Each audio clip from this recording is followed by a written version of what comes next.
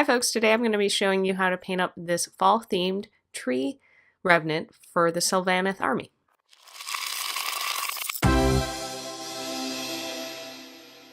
I've gone ahead and I've got the pieces glued together. I based the body in Dryad Bark. And you'll see that I've got these 3 different pieces that I'm going to be painting up. I just thought it would be a little bit easier to reach some of the spots and get kind of some nice contrast to have them separate. So I glued the bits together that I needed to and kept those separate. So now I'm going through with Gorthor Brown, and I'm doing the highlights. So I'm trying to hit the edges. I'm really essentially doing an edge highlighting here. I've got it watered down a little bit and I've got a decent amount on my brush. You'll notice I'm kind of actually just pulling the edge of the brush along the mini. I find that this works really well for doing those edge highlightings. It helps you find where the raised parts of the mini are and just get paint on there so you're not pushing it down into the cracks. All right, so there you can see I've painted up, that's one coat of that. And now I'm going through with Cadian Fleshtone, yes, a flesh tone, to do the kind of extreme edge highlights. So I guess the other one was highlighting and this one is just edge highlighting. So I'm being really careful. I've got a much smaller brush and again I'm just pulling it along those edges of the mini, kind of the really raised parts. I tend to do like the tips of the branches, the very edge where one piece meets the chest to really pop out and bring that contrast in the mini. So there you can see it. That really does, you can really start to see the sculpt a lot better. All right, so now we're moving on to painting the torso. I'm using Fuegan Orange. It's a nice shade and just really loading it up, trying to get it into these recesses. I find that this gives it kind of a little bit of a ethereal kind of magic feel to it. You can really see using these shades really helps bring out the sculpt. And I'm going to do a couple of coats of this. I'm really just moving it around, using my brush to push the paint where I want it to sit into those recesses. So there's one coat and I'll let that fully dry before I go in and put a second coat. So you can see the fully dry first coat and now to go in with that second coat.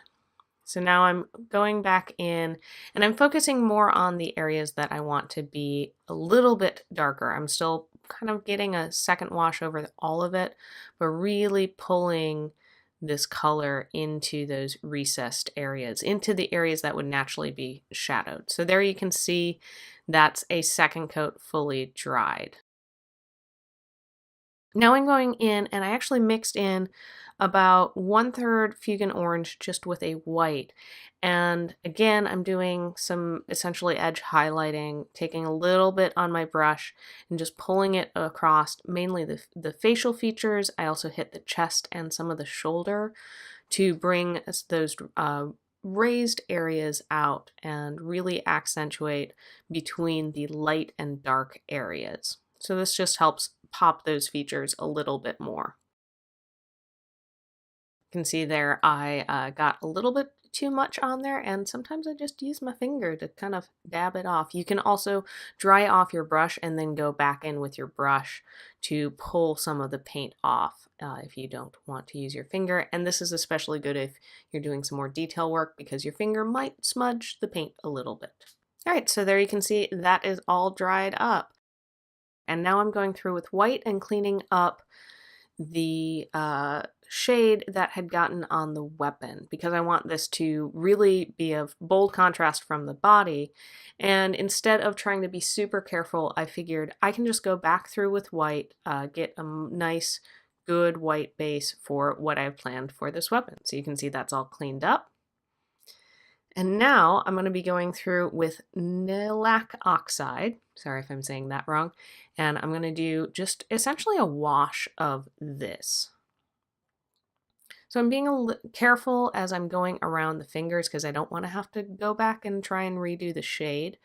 it's a little difficult to try and match these more inky shade paints. So you do have to be careful as you're going around those places. But once I get all of the paint around the hand, I load up my brush with quite a bit of this and just do a real quick wash around the weapon. Sorry, you can't see all of this. Did not realize this was not in frame. Okay, so you can see that I'm going through, getting a nice good wash, and I'm going to pull it around the blade. And I'm trying to do this kind of in one go as much as I can, following the same direction and following the curve of the blade. All right, so there you can see that's one coat, and I will let that fully dry. So it's been fully dried, and I'm going to go back in with a second coat just on a few kind of specific spots to bring out the contrast of the curve.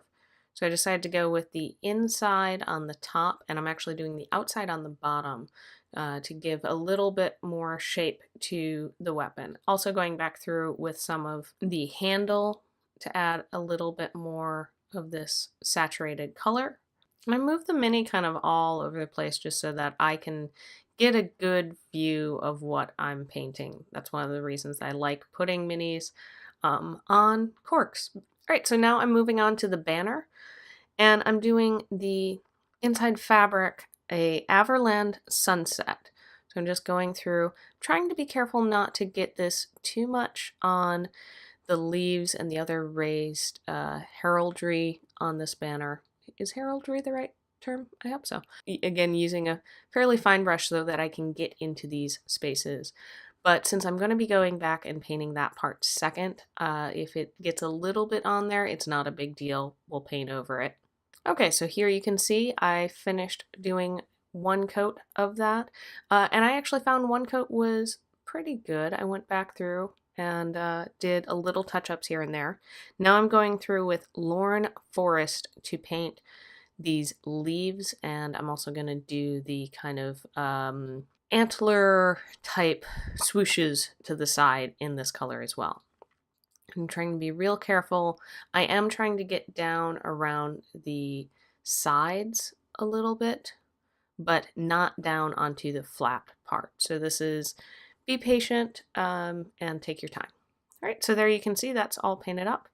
Now I'm going through with Fuegan Orange to just very selectively place this to bring out the folds in the fabric, so that makes it look a little bit more like fabric and not the plastic resin that it is, but to give it that shadow. And I also went ahead and added this kind of around the outside edges, just to give it maybe a little bit of a worn, like, okay, it maybe has collected some dirt or dust, and it brings out kind of a little bit more dimension to this flat banner.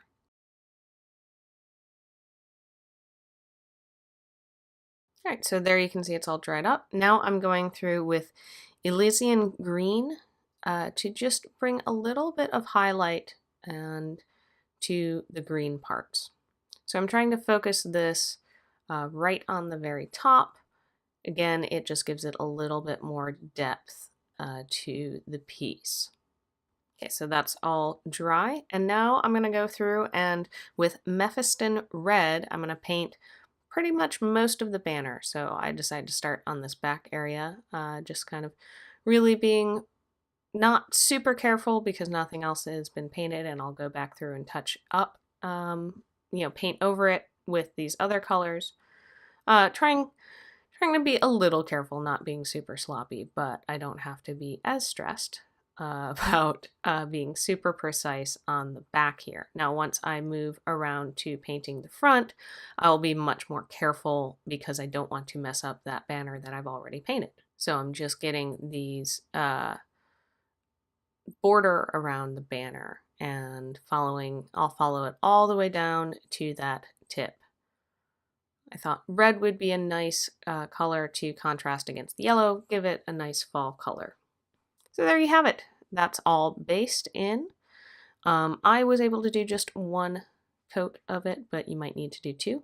Now I'm going through with Evil Sun's Scarlet and doing some highlights and edge work here. Again, for this part, I've got some paint on the brush and just very carefully pulling the edge of the brush. Earlier you saw I was doing a little bit of the fold, so that I was actually using the tip and being very careful to hit that fold there. So I'll do all of the edges as well as kind of taking it down onto the tips. I'm putting a little bit more paint on the tips where it comes to a point there at the bottom of the banner. I think that just kind of brings out that element a little bit more. I'll sometimes stop and kind of move the mini around back and forth. That just helps me see where I think I need to put more paint. Is there any place that I've missed? Okay, so there you can see that's all dried, and now I'm going to go through with the Nihilakh Oxide and paint the staff of this banner. Doing the same thing that I did for the weapon, just getting a nice even first coat on here, and then I will go through and do a second coat, kind of hitting the shadows. Alright, so there you can see that is one coat, and I'm going back through and doing a second coat, just hitting the undersides, essentially where the shadow would be, so making that staff a little bit more saturated in those areas. I like the look of it. It gives it kind of an ethereal sense, and really like the way that it contrasts with the orange of the body. All right, so there you have it. I've got those 2 coats of paint on there. Can bring out a little bit of the contrast, and now I'm going to go through with Dryad Bark and paint the arm. One of the good things about having this piece separate is that it really lets me get in and paint the arm. I'm not trying to fight around the mini. This is actually one of the first pieces that I'm painting in pieces and not just putting together, gluing it all together and then painting. So the way that I primed these is I actually primed them on the sprue and then cut them out, glued them together. All right, so I have based the parts that I want in this darker brown in the Dryad Bark. I also did some of these branches up here, but I decided I wanted to have a second color kind of intertwined with the other branch. So I very carefully figured out which ones needed to be the dark Dryad base. And now I'm going through with Mournfang Brown and painting this other wood. It's not a huge difference, so when you're looking at the piece from far away you might not notice it, but when you're up a little bit closer I think it does kind of pop out. So there you can see it's a different day as well, and I've got those 2 different colored browns. Now I'm going through with Gorthor Brown, and I am highlighting. I'll go ahead and highlight the arm. This is pretty much the same thing that I did on the body so that it matches. And I will also go through and highlight the darker wood on the staff. Alright, so there you can see that's all been highlighted. Now I'm going through with the Cadian Fleshtone to do some edge highlighting. It may have been a little heavy with a few of these edge highlights, but also because it's kind of between the body and the banner, you may not see it as much. So I did want to kind of bring them out a little bit so it doesn't get lost too much.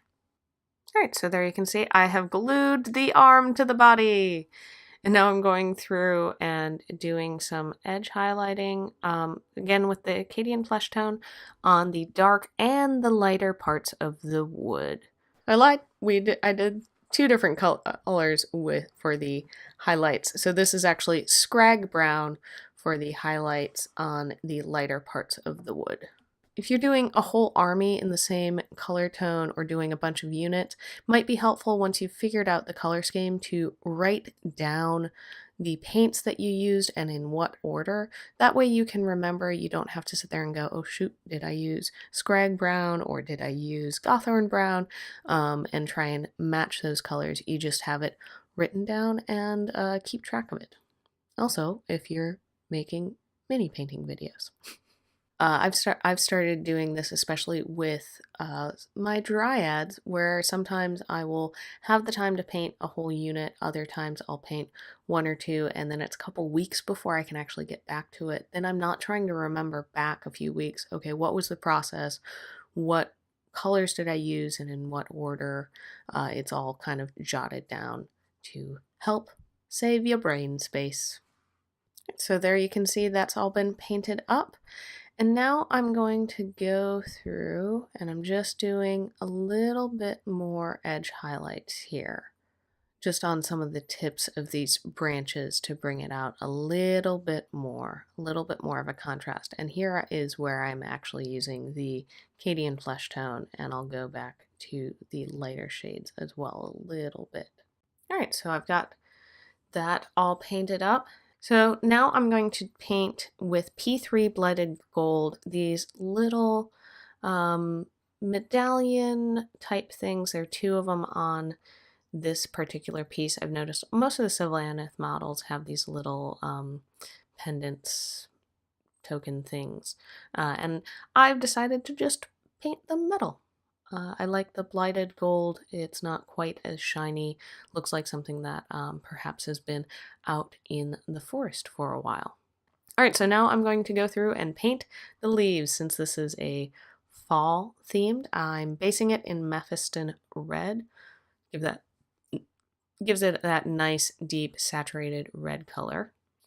And just being very careful, getting a little bit of paint on my brush, getting the leaves painted, and with these not being super precise with where exactly the paint is, just making sure that that whole leaf gets painted. So I'm getting a little bit more paint on the brush here than I actually usually do. Sometimes I find that makes it easier. Alright, so now I'm going to go through with Evil Sun's Scarlet to do a little bit of highlight on here. I'm essentially doing pulling the brush along either side of the leaf to give it a little bit more shape. So the center part will still kind of stay that Mephiston Red, give it that vein, I think is what you call it in the leaves. That's kind of center fold aspect to it. And now I'm going to go through with one last color on these leaves. I'm going to go through Troll Slayer Orange, and very, very careful. I'm really just getting the tips and maybe just a little bit of the edge. I'm using a super fine brush. Again, just pulling it along the very edges. I really found that this kind of helped pop it out. It gives it that, it's really turning aspect that most leaves kind of have a couple of different colors to them, especially as they turn colors in the fall. Okay, so now I've got the hair on, and I actually originally painted the hair with Flash Gitz, but I decided it was too bright, so then I did one coat of white, gave me this nice kind of pale yellow, and now I'm going with the Fuegan Orange, just pulling very light amount onto the hair. I decided to paint the hair, do the shade after I'd glued it on. I painted the rest of it separate to the mini, so I didn't have to worry about accidentally hitting anything, and also I could get the part of the hair that's closer to the body painted. There is the finished painted miniature. I did go back through and do little tiny bits of touch up here and there. I painted the red in the staff of the banner in that center area. Yeah, I still have to do the basing on this, but I will be doing that in an upcoming video, hopefully. You can also go back through and see I painted a fall themed Dryad. I do promise that I'll be having a few other seasons of Dryads and other Sylvaneth models coming soon, so keep an eye out for that. So I hope you enjoyed this video. Don't forget to like and share this video, especially with fellow Sylvaneth players or anybody looking for kind of fall themed miniatures. We make videos here every Tuesday and Thursday, but go ahead and subscribe and hit the notification bell so you don't miss any of our upcoming videos. A big thanks to our patrons, especially Arvi. If you want to support our channel, you can head over to our Patreon page and check out the perks of being a patron. Thank you so much for watching, and we'll see you next time on Roll for Initiative. Bye!